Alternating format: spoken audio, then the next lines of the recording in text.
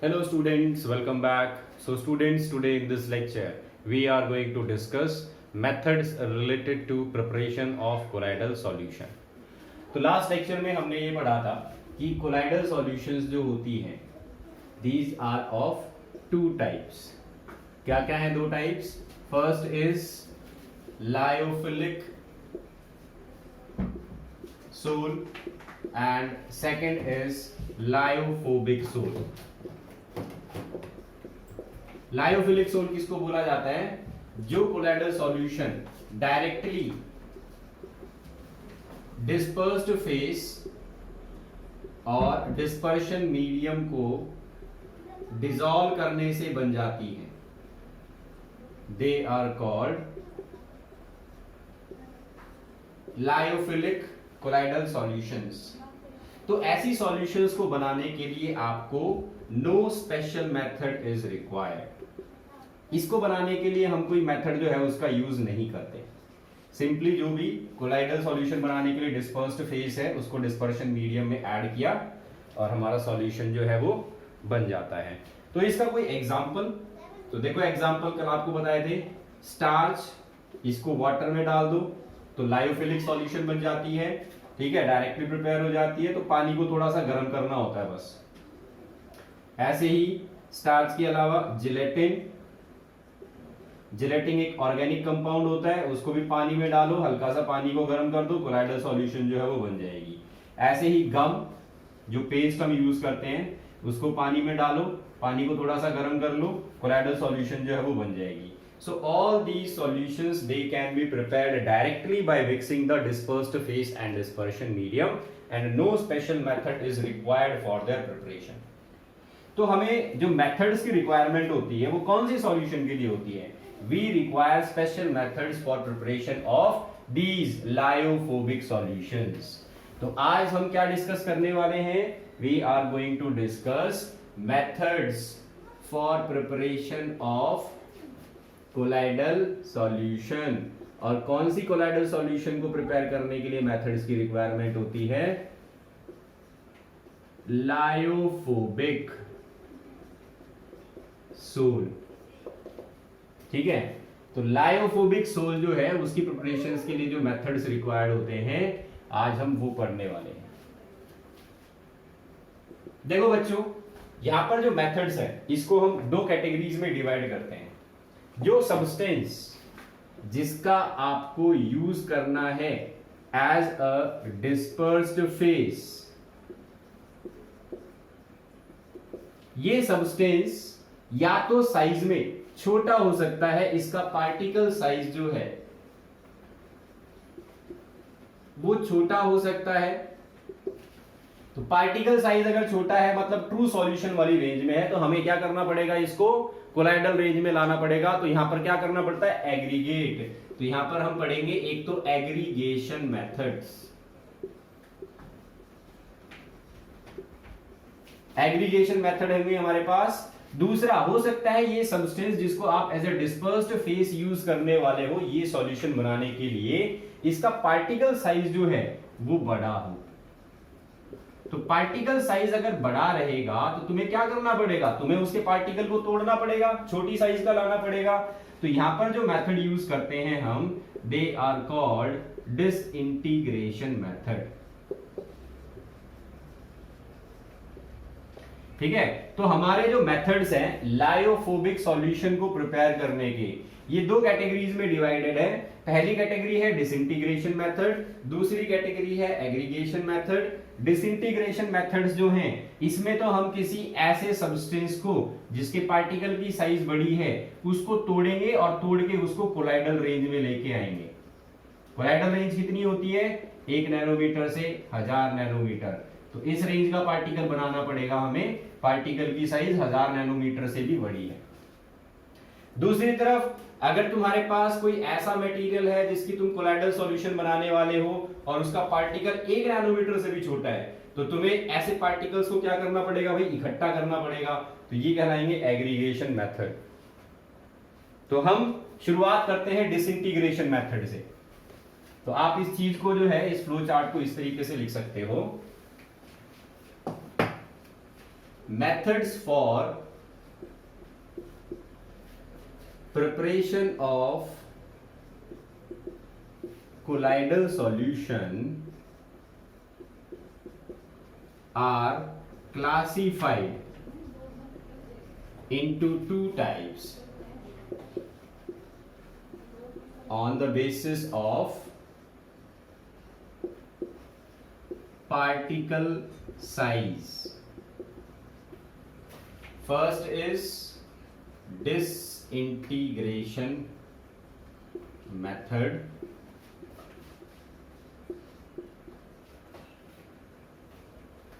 और सेकंड रहने वाला है एग्रीगेशन मेथड। चलो सबसे पहले हम डिसइंटीग्रेशन मेथड जो है इसको पढ़ते हैं।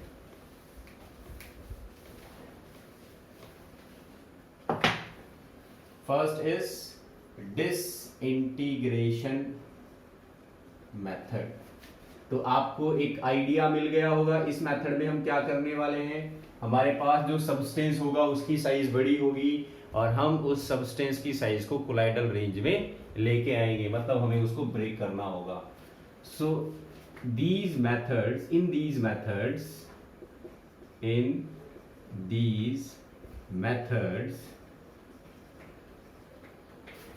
a larger substance is broken into small particles which have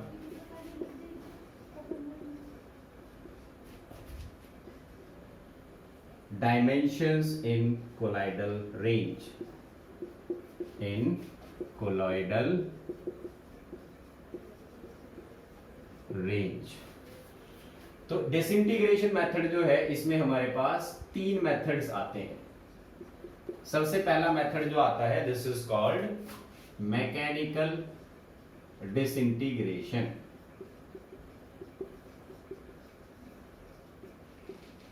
mechanical disintegration का मतलब होता है फिजिकली किसी सब्सटेंस को तोड़ना, कोई फोर्स लगा के, कोई पावर लगा के।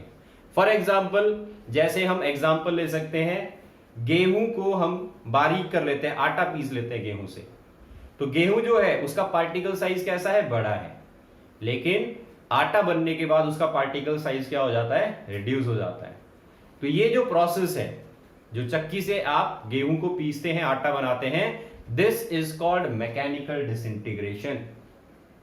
साइंस की लैंग्वेज में इसको मैकेनिकल डिसइंटीग्रेशन बोला जाएगा।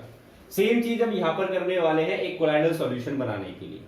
हमारे पास कोई सब्सटेंस है जिसका पार्टिकल साइज बड़ा है, हमें इसके पार्टिकल साइज को जो है वो कोलाइडल रेंज के अंदर कन्वर्ट करना है, इतना छोटा करना है।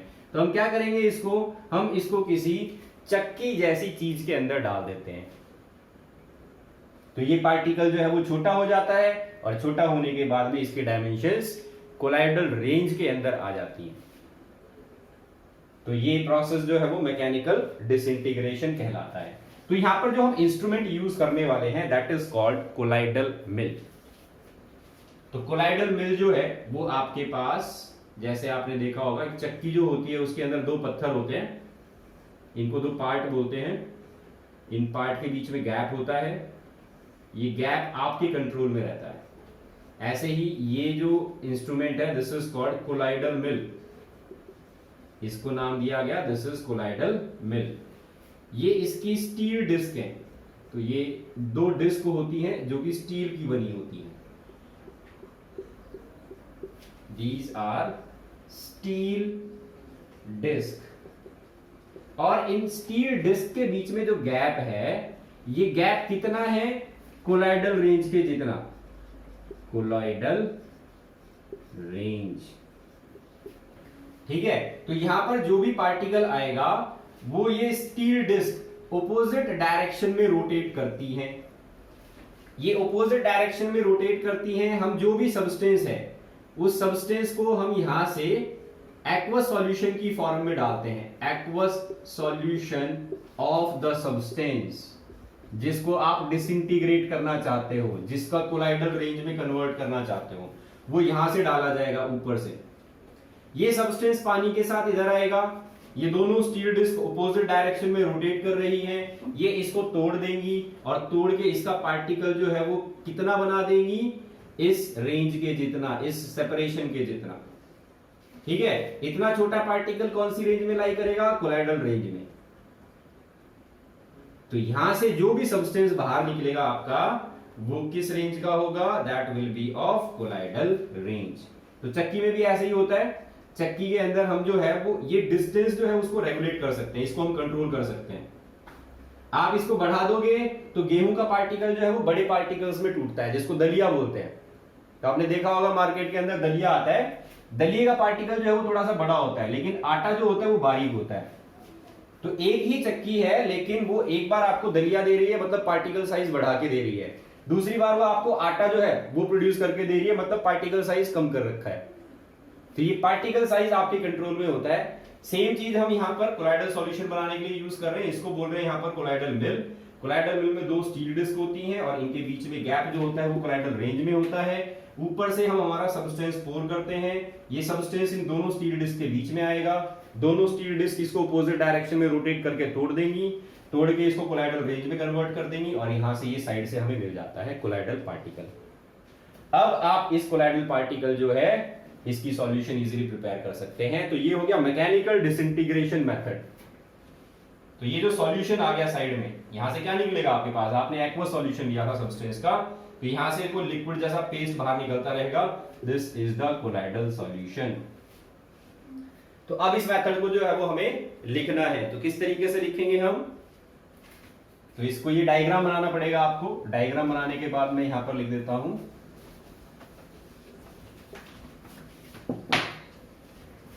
in this method of disintegration we use colloidal mill,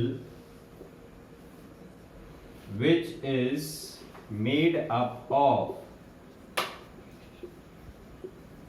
two steel discs which have gap between them equal to colloidal range and rotate in opposite direction। तो ये दोनों स्टील डिस्क ऑपोजिट डायरेक्शन में रोटेट करती है। इसके बाद में हम इससे आगे लिखेंगे, the substance which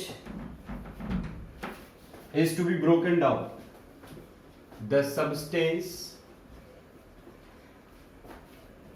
is poured with water from the top side, and when this substance enters between the two discs, it is broken down into colloidal range। तो इस तरीके से हम कोलाइडल सॉल्यूशन प्रिपेयर कर लेते हैं। ठीक है, तो ये हो गया हमारा फर्स्ट मेथड, डिसइंटीग्रेशन मेथड में आएगा, जिसमें हम मैकेनिकल डिसइंटीग्रेशन जो है उसको यूज कर रहे हैं और कोलाइडल साइज जो है वो बना रहे हैं पार्टिकल की, और इस कोलाइडल साइज को अटेन करने के बाद जो सॉल्यूशन मिलती है दैट इज कोलाइडल सॉल्यूशन। चलिए अब चलते हैं सेकंड मेथड पे। सेकंड मेथड भी डिसइंटीग्रेशन मेथड का ही पार्ट है, तो इसको हम बोलते हैं Bredig's arc method, BREDIGS, Bredig's arc method.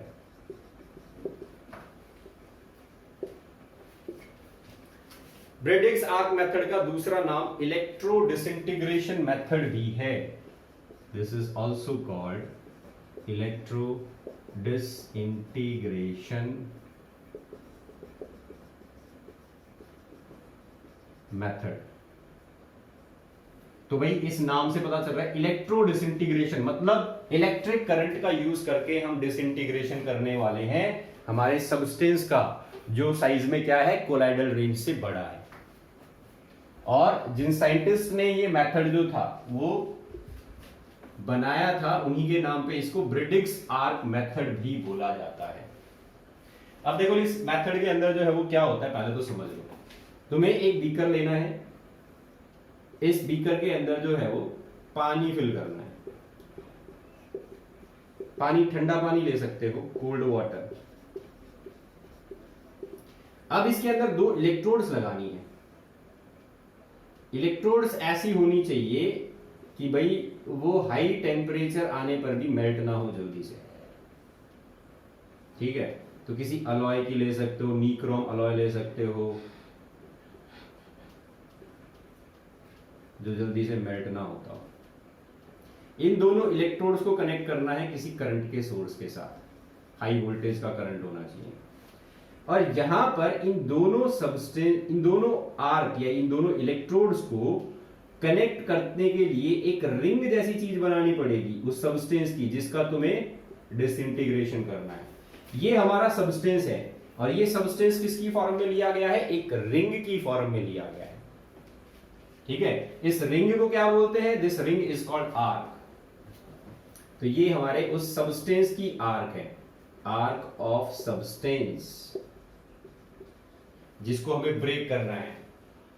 तो मान लो जैसे मुझे गोल्ड जो है, गोल्ड की कोलाइडल सॉल्यूशन बनानी है, तो मैं गोल्ड की एक सर्कुलर प्लेट, ऐसे रिंग साइज की प्लेट जो है वो यहां पर लगा देता हूं उन दोनों इलेक्ट्रोड्स के बीच में।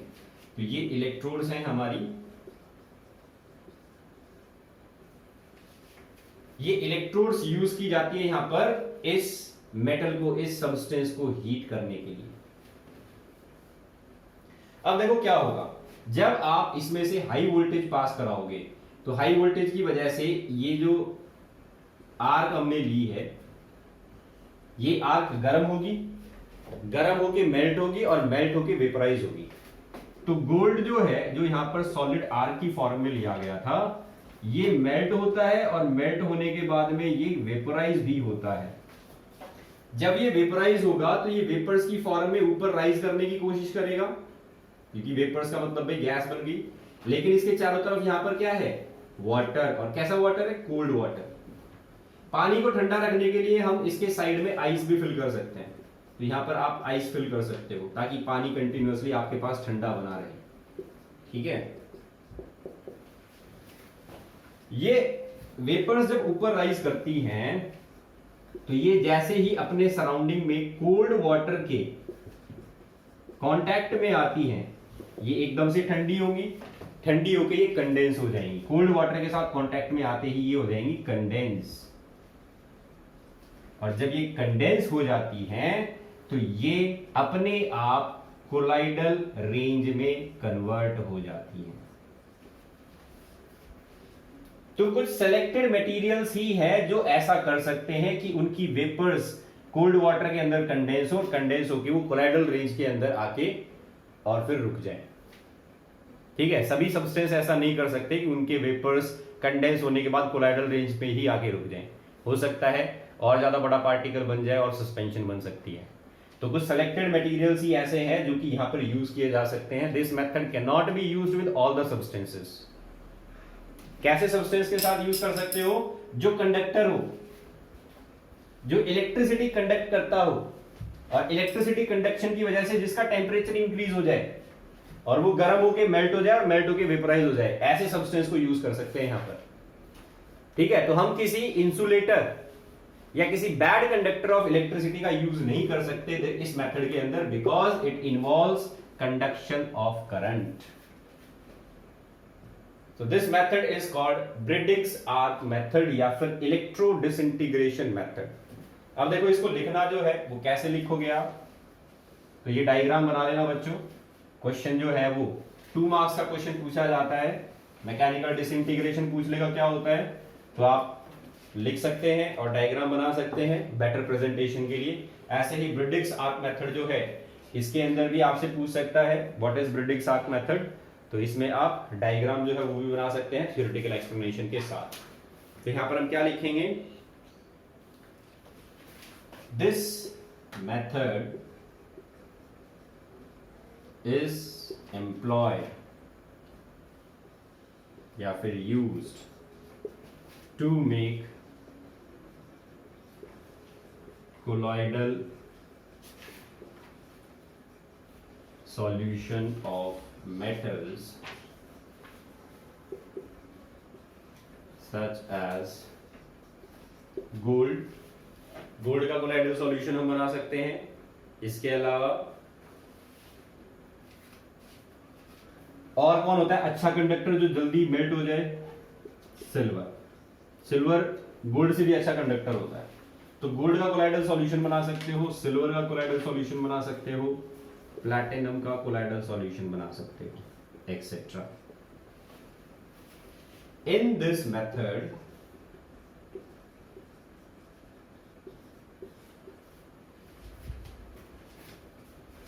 इस मेथड के अंदर हम क्या करते हैं, एन आर्क मैंने बताया था आपको, एक रिंग जैसी मेटल की प्लेट होती है, इज स्ट्रक का मतलब उसको बीच में फंसाया जाता है, दो मेटल इलेक्ट्रोड्स के बीच में फंसाया जाता है, लूज नहीं रहे वो। स्ट्रक का मतलब ये है, फंसाने का मतलब ये है कि यहां पर लूज नहीं छोड़ना है, क्योंकि अगर लूज रहेगी ये आर्क तो फिर ये प्लेट नीचे भी गिर सकती है, तो ज्यादा हीटिंग नहीं रहेगा।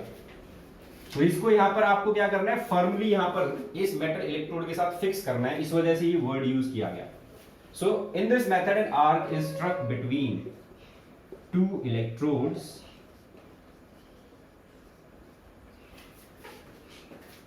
which is supplied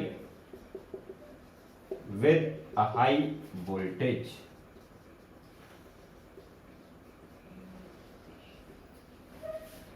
तो ये जो इलेक्ट्रोड्स है इनको हम हाई वोल्टेज से करंट सप्लाई करते हैं।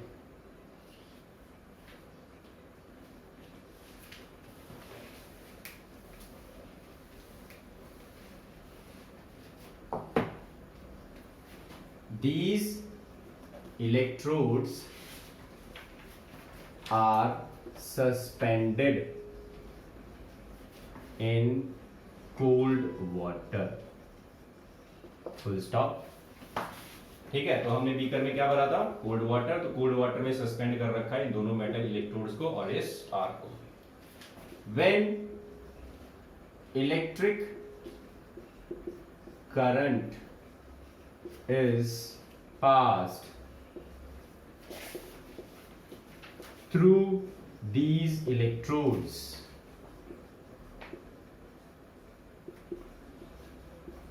heating of arc takes place, arc की हीटिंग होगी, which results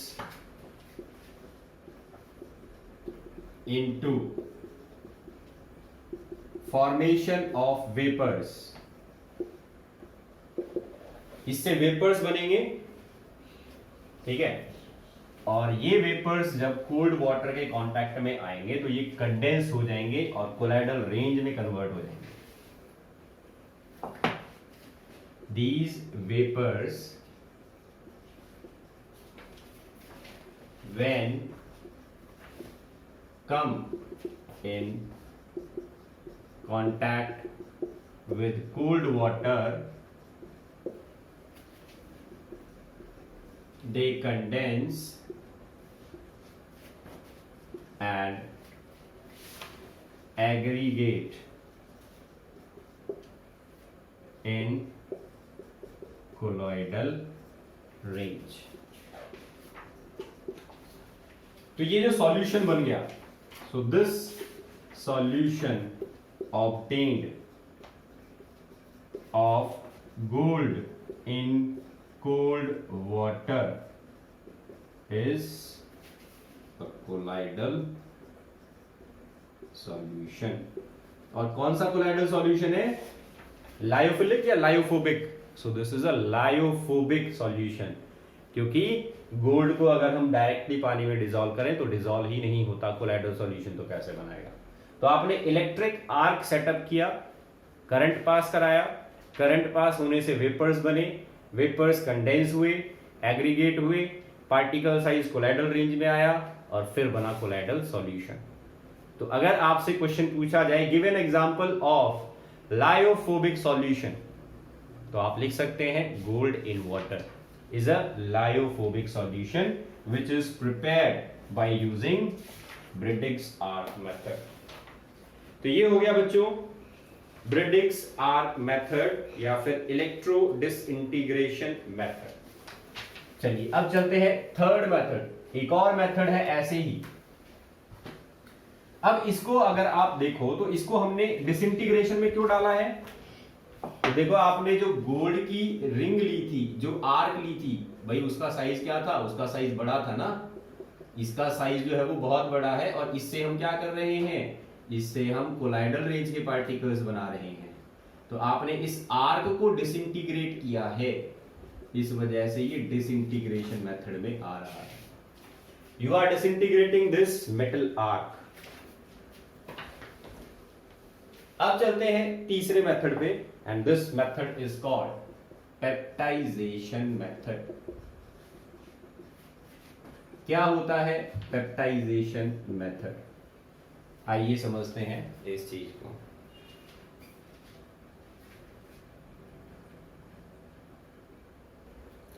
ना पेप्टाइजेशन मेथड जो है इसमें हम यूज करते हैं एक फ्रेशली प्रिपेयर्ड प्रेसिपिटेट का। सो इन दिस मेथड या this process involves the conversion of a fresh precipitate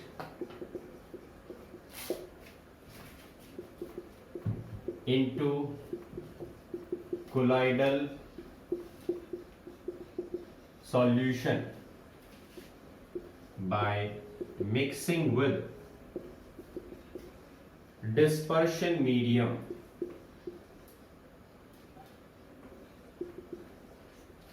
containing a suitable electrolyte।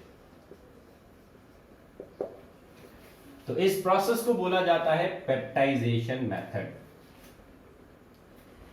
क्या मतलब है इसका, इसका मतलब समझ लीजिए, हमारे पास एक सॉल्यूशन है और इस सॉल्यूशन में प्रेसिपिटेट बने हुए हैं। ये प्रेसिपिटेट किसके हो सकते हैं, कोई भी सब्सटेंस जो आप कोई रिएक्शन करा रहे हो, प्रेसिपिटेशन रिएक्शन हो रही है और कोई यहां पर प्रेसिपिटेट की फॉर्मेशन हो गई। तो एग्जांपल ले लेते हैं ferric hydroxide, if FeOH whole thrice, ये प्रेसिपिटेट बनाता है, पानी के अंदर डिसॉल्व करते हैं तब नीचे सेटल हो जाते हैं।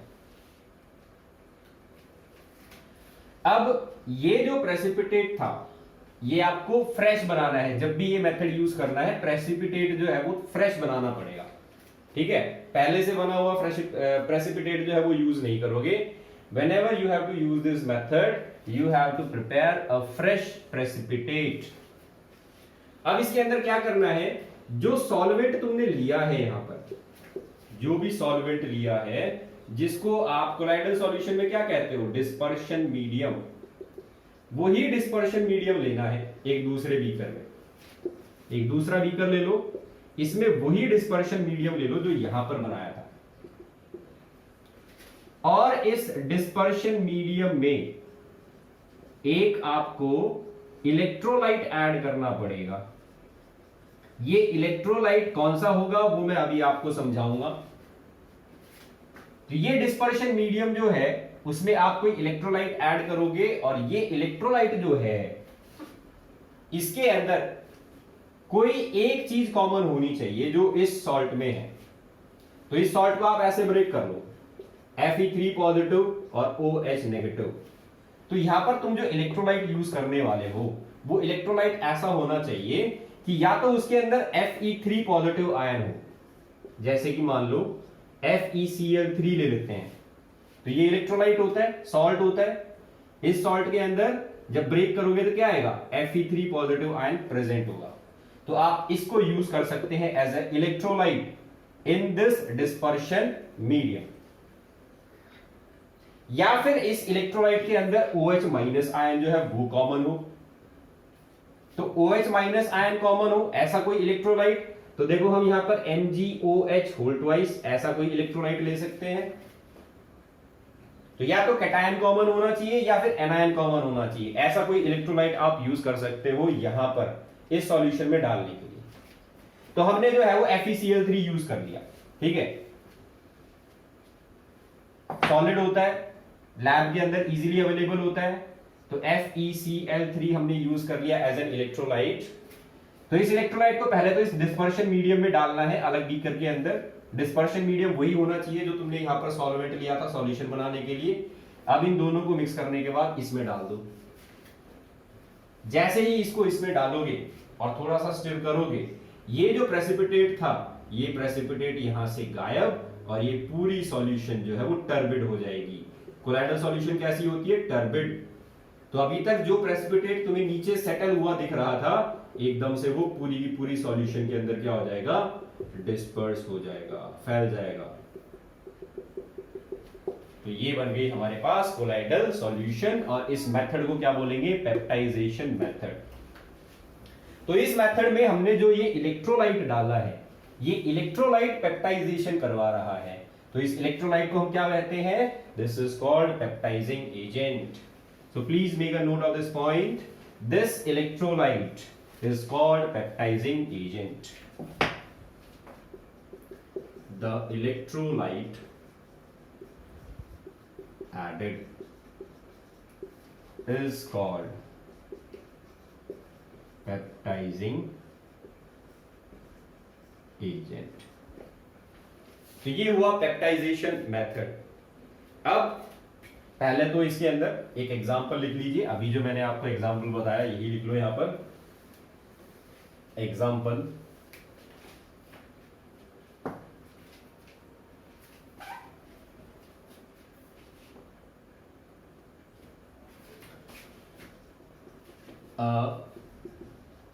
Freshly prepared PPT of FeOH whole thrice when mixed with aqueous solution of FeCl3, that is ferric chloride, produce colloidal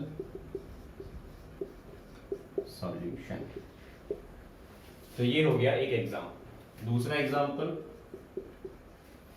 silver iodide जो है, fresh PPT of silver iodide when mixed with aqueous solution of AgNO3 produces colloidal solution. तो ये दो example हो गए। FeOH whole thrice का आपके पास PPT था, आपने इसके अंदर जो है वो FeCl3 का इलेक्ट्रोलाइटिक सॉल्यूशन डाल दिया, तो ये कन्वर्ट हो गया कोलॉइडल सॉल्यूशन में। यहां आपके पास सिल्वर आयोडाइड का PPT था एक्वा सॉल्यूशन के अंदर, ठीक है, आपने इसके अंदर क्या मिक्स कर दिया, ये AgI का PPT था, आपने इसमें डाल दिया AgNO3 एक्वा सॉल्यूशन, तो ये बन गया कोलॉइडल सॉल्यूशन। अब देखो इन दोनों एग्जांपल्स में कारण क्या है, ये चीज डालने से ये कोलॉइडल सॉल्यूशन कैसे बन रही है, तो ये समझना यहां पर जरूरी है। व्हाट इज द कॉज, तो कॉज देखो, कॉज ऑफ पेप्टाइजेशन।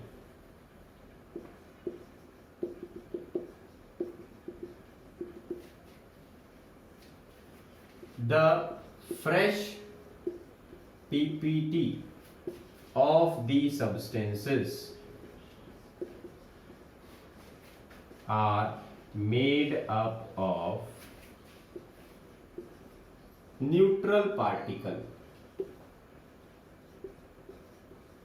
तो ये जो आप बीकर के अंदर फेरिक हाइड्रोक्साइड दिखा रहे हो, ये FeOH होल थ्राइस एक न्यूट्रल मॉलिक्यूल है, इस पे कोई चार्ज नहीं होता, कोई चार्ज नहीं है, इस वजह से ये सारे पार्टिकल्स प्रेसिपिटेट बना सकते हैं, ये एक साथ इकट्ठे हो सकते हैं, नीचे बैठ सकते हैं, कोई रिपल्शन नाम की चीज नहीं है इनके अंदर अभी।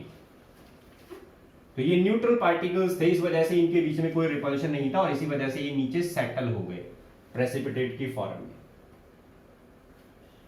When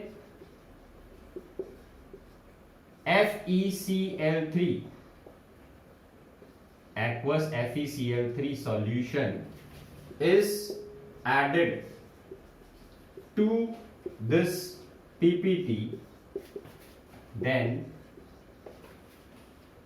this PPT of FeOH whole thrice adsorb, अपनी सरफेस पे ये एक पार्टिकल को एड्सॉर्ब कर लेता है, adsorb a particular ion from this electrolytic solution. ठीक है, कौन सा आयन होगा वो डिपेंड करता है इसके ऊपर कि ये किस आयन को एड्सॉर्ब करेगा। तो जनरली ये देखा जाता है, आप जो इलेक्ट्रोलाइट डाल रहे हो उसमें कॉमन आयन कौन सा है, मतलब इस प्रेसिपिटेट में और इस इलेक्ट्रोलाइट में कॉमन आयन कौन सा है, उसको ये एड्सॉर्ब कर लेते हैं। तो जैसे यहां पर Fe3 पॉजिटिव आयन जो है उसको एड्सॉर्ब किया गया। ठीक है, ये Fe3 पॉजिटिव यहां लिखना, it adsorb Fe3 positive ion from this electrolytic solution. तो भाई सारे के सारे पार्टिकल्स जो है वो अपनी सरफेस पे इस Fe3 पॉजिटिव आयन को एड्सॉर्ब कर लेते हैं FeOH होल थ्राइस के। अब भाई ये पार्टिकल जो है अगर सभी ने एड्सॉर्ब कर लिया तो सब पे कौन सा चार्ज आ गया, पॉजिटिव चार्ज आ गया सारे पार्टिकल्स पे जो प्रेसिपिटेट बना रहे थे। जो पार्टिकल अभी तक न्यूट्रल था वो इस इलेक्ट्रोलाइट के डालते ही क्या बन गया, पॉजिटिवली चार्ज बन गया, क्योंकि उसने सारे पॉजिटिव चार्ज पार्टिकल्स को अपनी सरफेस पे एड्सॉर्ब कर लिया। और ये पार्टिकल्स एक दूसरे को क्या करते हैं, रिपेल करते हैं। पॉजिटिव चार्ज तो पॉजिटिव चार्ज को रिपेल करेगा। ठीक है, it adsorb a particular ion Fe3 positive from this electrolytic solution because same ion is adsorbed by all the neutral particles, hence they start repelling each other, एक दूसरे को repel करना शुरू कर देंगे, each other, and goes into suspended state, और suspension की state में चले जाते हैं। तो जब तक इनका चार्ज खत्म नहीं होगा तब तक ये नीचे आके सेटल होने वाले नहीं है। ठीक है, तो इन पे पॉजिटिव चार्ज इकट्ठा हो गया सभी पार्टिकल्स पे, इस वजह से ये एक दूसरे को रिपेल करते हैं और ये सॉल्यूशन के अंदर सस्पेंड हो जाते हैं और तब तक सेटल नहीं होते जब तक इनका चार्ज तुम खत्म नहीं कर दोगे। तो इस मेथड को बोला जाता है पेप्टाइजेशन मेथड।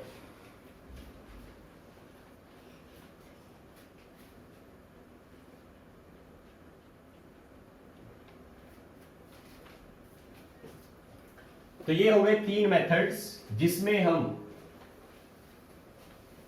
एक लार्जर मॉलिक्यूल जो है उसको कोलाइडल रेंज में लेके आ रहे हैं by using different methods of disintegration.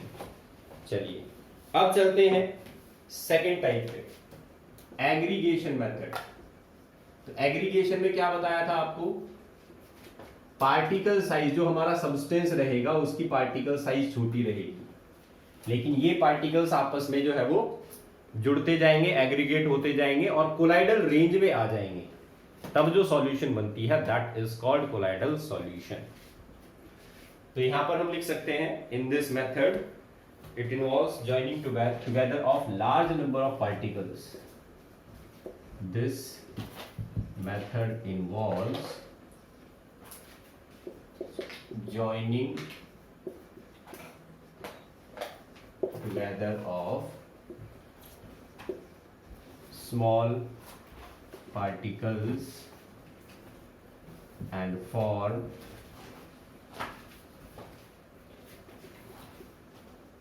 particles in colloidal range।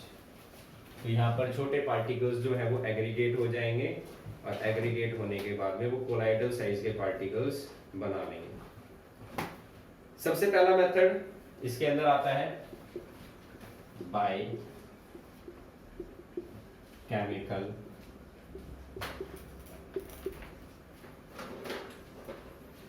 Chemical reaction. तो देखो इसका पहला एग्जांपल, हमारे पास एक सॉल्यूशन है AS2O3 का, तो हमने पानी लिया, इसके अंदर ये डाल दिया AS2O3, तो एक्वा सॉल्यूशन हो गई है। अब इसमें से तुम्हें क्या करना है, H2S गैस जो है वो पास करानी है। तो एक एपरेटस होता है हमारे पास लैब में जिसको बोलते हैं किप्स एपरेटस। इस एपरेटस का यूज करके हम H2S गैस बनाते हैं और H2S गैस को इसमें से पास कराते हैं। ये H2S गैस जब AS2O3 की एक्वा सॉल्यूशन से पास होती है तो ये रिएक्शन हो जाती है भाई इनके बीच में, AS2S3 प्लस H2O। इसमें ये जो बन गया, ये जो था ये तो पानी के अंदर कंप्लीटली सॉल्युबल था, लेकिन ये जो सब्सटेंस बना ये पानी के अंदर जो है वो इकट्ठा होके दूसरे मॉलिक्यूल्स के साथ जुड़ के और क्या करता है, कोलाइडल पार्टिकल बना लेता है। तो आप AS2S3 की कोलाइडल सॉल्यूशन बना सकते हो इस केमिकल रिएक्शन का यूज करके। तो यहां पर पहले तो एक छोटा पार्टिकल बन रहा है और क्योंकि ये छोटा पार्टिकल जो है इसका कोवलेंट कैरेक्टर ज्यादा है, पोलर कैरेक्टर कम है, इस वजह से ये एग्रीगेट हो जाता है। वही माइसेल वाली कंडीशन आ जाती है, इसके साथ एग्रीगेट हो जाएगा और एग्रीगेट होके क्या बना लेगा, कोलाइडल साइज का पार्टिकल बना लेगा। तो ये केमिकल मेथड हो गया जिसमें हमें केमिकल रिएक्शन का यूज कर रहे हैं कोलाइडल पार्टिकल बनाने के लिए। तो लिख लो रिएक्शन और एक लाइन में इसकी रिएक्शन को एक्सप्लेन भी कर देते हैं कि भाई when H2S gas is passed through a dilute solution of arsenic oxide first, when H2S gas is passed through aqueous solution, dilute aqueous solution of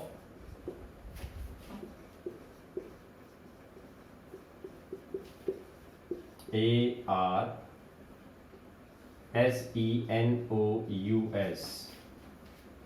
arsenic oxide, it forms colloidal solution of ArSenous, arsenic sulfide।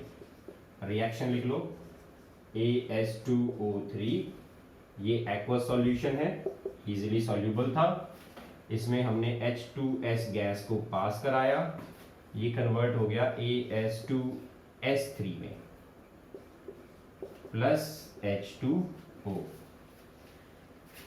इसको लिखेंगे 3H2O, यहां लगाएंगे 3H2S, ये reaction हो गई हमारे पास और ये कोलाइडल सॉल्यूशन बन गई। This is the colloidal solution. तो इस तरीके से हम कोलॉइडल सॉल्यूशन बना लेते हैं आर्सेनस सल्फाइड की। by using this chemical reaction.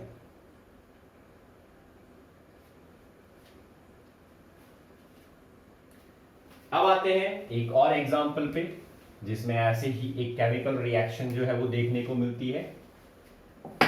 यहां पर हम यूज करते हैं, ये पहला एग्जाम्पल था, example first, now example second.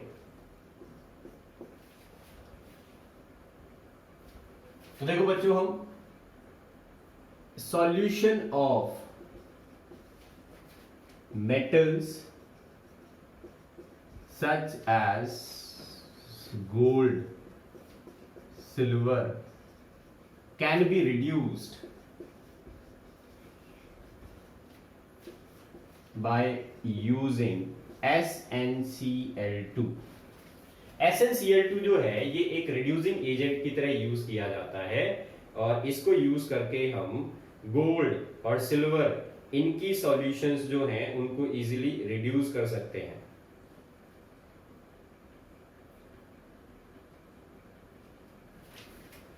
तो देखो यहां पर एग्जांपल लिख रहा हूं, AuCl3 गोल्ड की सॉल्यूशन है। कैसी सॉल्यूशन है? एक्वस, ठीक है, डाइल्यूट सॉल्यूशन बनाई थी ये। इसमें हमने डाल दिया SnCl2, ये यहां पर काम करता है एक रिड्यूसिंग एजेंट का।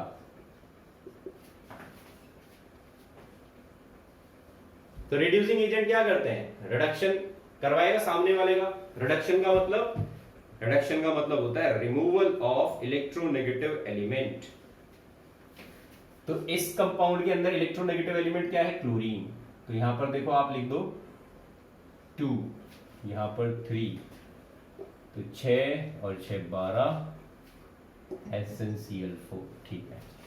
तो ये क्या बनाएगा? Au plus SnCl4 3। ये जो बन गया ये सस्पेंडेड रहेगा और ये कहलाएगा कोलाइडल सॉल्यूशन। तो डायरेक्टली तो गोल्ड को पानी के अंदर डिसॉल्व करना जो है वो टिपिकल काम है, you can not do it. लेकिन आपके पास गोल्ड का इलेक्ट्रोलाइट होता है AuCl3, ठीक है, गोल्ड का क्लोराइड है हमारे पास, ये पानी में सॉल्युबल होता है और ये पानी में कंप्लीटली सॉल्युबल है, तो ये ट्रू सॉल्यूशन बनाता है। हमें चाहिए गोल्ड की कोलाइडल सॉल्यूशन। तो क्या कर रहे हैं हम एक रिड्यूसिंग एजेंट का यूज कर रहे हैं। रिड्यूसिंग एजेंट ले लिया SnCl2, ये क्या करता है? ये यहां से क्लोरीन को हटा देता है, क्लोरीन हट जाएगी, ये बन जाएगा SnCl4। लेकिन ये गोल्ड को किस में कन्वर्ट कर देगा? सॉल्युबल फॉर्म से कोलाइडल फॉर्म में, ट्रू सॉल्यूशन से कोलाइडल रेंज में ले आएगा गोल्ड के पार्टिकल को। तो जब गोल्ड से क्लोरीन हट जाती है तो गोल्ड के पार्टिकल्स इकट्ठे हो जाते हैं, एग्रीगेट हो जाते हैं और एग्रीगेट होकर वो कोलाइडल रेंज में आ जाते हैं। तो इस तरीके से हम गोल्ड की कोलाइडल सॉल्यूशन बना लेते हैं बाय यूजिंग दिस रिएक्शन। चलिए एक और जो है वो केमिकल मेथड हम देखते हैं जिसमें हम एक कोलाइडल सॉल्यूशन को प्रिपेयर करेंगे। थर्ड एग्जांपल में हम बनाने वाले हैं colloidal solution of sulphur.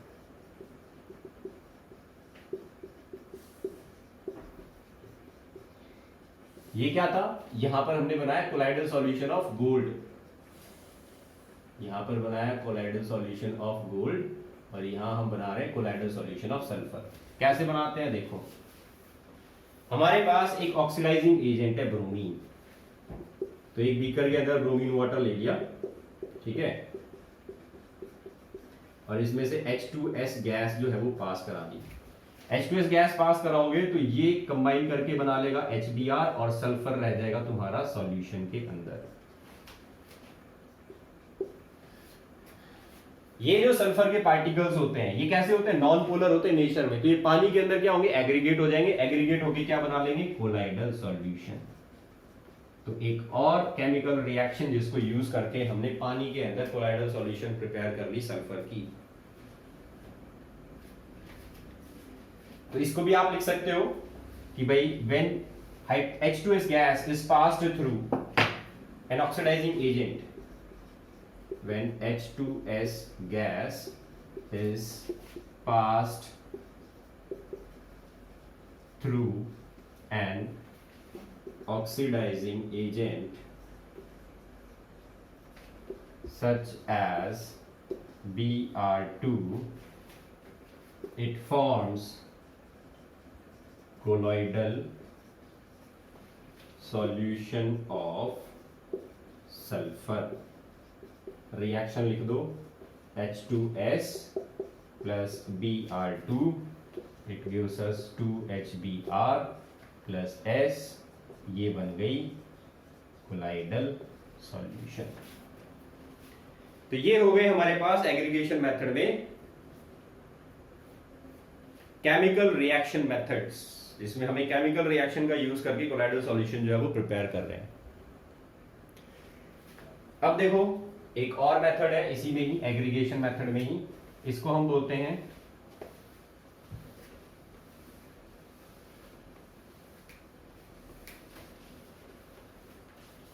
This is called exchange of solvent.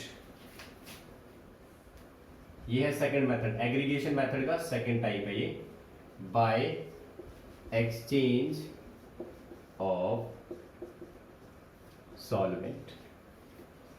इस मेथड का एग्जांपल देख लो। सल्फर जो है ये एक नॉन पोलर सब्सटेंस होता है और ये अल्कोहल के अंदर इजीली डिसॉल्व हो जाता है, लेकिन पानी के अंदर जो है ये डिसॉल्व नहीं होता। तो हम क्या करते हैं, पहले सल्फर को अल्कोहल में डिसॉल्व करके इसका सॉल्यूशन बना लेते हैं। इस सॉल्यूशन को हम बाद में थोड़ा सा अमाउंट इस सॉल्यूशन का डाल दो पानी के अंदर। तो ये सॉल्यूशन हमने बनाया और इसका थोड़ा सा अमाउंट जो है वो हमने एक बीकर के अंदर थोड़ा ज्यादा पानी ले लिया। पानी ज्यादा लेना है और सॉल्यूशन जो है वो कम होना चाहिए। इसको इसमें डाल दो, डालते ही ये जो है वो डिस्पर्स हो जाएगा और कोलाइडल पार्टिकल्स की फॉर्म में सस्पेंड हो जाएगा सॉल्यूशन के अंदर। तो यहां पर हम क्या कर रहे हैं, यहां पर पहले अल्कोहल को एज अ सॉल्वेंट लिया और बाद में हमने अल्कोहल की जगह पानी ज्यादा ले लिया, तो पानी सॉल्वेंट बन गया हमारा। ठीक है, अल्कोहल कम अमाउंट में था, सेकंड बीकर में पानी ज्यादा अमाउंट में लिया था, तो पानी अब सॉल्वेंट बन गया और पानी के अंदर सल्फर क्या होता है, एग्रीगेट हो जाता है और किस रेंज में चला जाता है, कोलाइडल रेंज में। तो हम कर क्या रहे हैं, पहले तो हम एक सॉल्वेंट ले रहे हैं और बाद में हम अपना सॉल्वेंट चेंज कर रहे हैं। तो this is called solvent exchange method. तो लिख लीजिए अब इसी चीज को, sulphur is dissolved in alcohol and the solution obtained is mixed with water. Sulfur and phosphorus are dissolved and की जगह और लिख लो भाई, ये दोनों ही सब्सटेंस नॉन पोलर होते हैं, in alcohol and forms solution. This solution is added in large amount of water where sulfur particles aggregate। तो सल्फर या फिर phosphorus particles aggregate in the colloidal range। ठीक है, तो इसको आप लिख सकते हो, sulphur plus alcohol it produces solution alcoholic medium में। इसको हमने वाटर जो है, large amount of water, large amount of water के अंदर ऐड कर दिया, तो ये चले गए कोलाइडल रेंज में, ये बन गई colloidal solution. So this method is called exchange of solvent method, जिसमें हम पहले तो पार्टिकल को डिसॉल्व कर रहे हैं और एक सॉल्यूशन बना रहे हैं और बाद में उसी सॉल्यूशन के अंदर कोलाइडल रेंज में पार्टिकल को भेज रहे हैं बाय एक्सचेंजिंग सॉल्वेंट। दूसरा मेथड होता है by condensing vapours, by condensing vapors in cold water। तो ये सी मेथड है, एग्रीगेशन का ही तीसरा टाइप। इसमें क्या करते हैं हम, वेपर्स ऑफ सल्फर और मरकरी, तो मरकरी की कोलाइडल सॉल्यूशन बना सकते हो आप इस मेथड का यूज करके, is passed through cold water where they aggregate, AGGRE, aggregate to form colloidal solution. तो भाई एक बीकर ले लो, इसके अंदर ठंडा पानी लेना है, ठंडा पानी लेने के बाद एक दूसरी जगह पर आप सल्फर को इतना गर्म करोगे कि वो वेपर्स में कन्वर्ट हो जाए। यहां से सल्फर के वेपर्स जो है वो पास करवा सकते हो, या मरकरी जो है उसके वेपर्स पास करवा सकते हो। ये वेपर्स जैसे ही इस ठंडे पानी से पास होंगे, यहाँ निकलते ही ये ठंडे पानी में कंडेंस हो जाएंगे, कंडेंस होके एग्रीगेट हो जाएंगे, और एग्रीगेट होके क्या बना देंगे, कोलॉइडल सॉल्यूशन। तो ये हो गए हमारे methods of preparation of colloidal solution. That's all for today.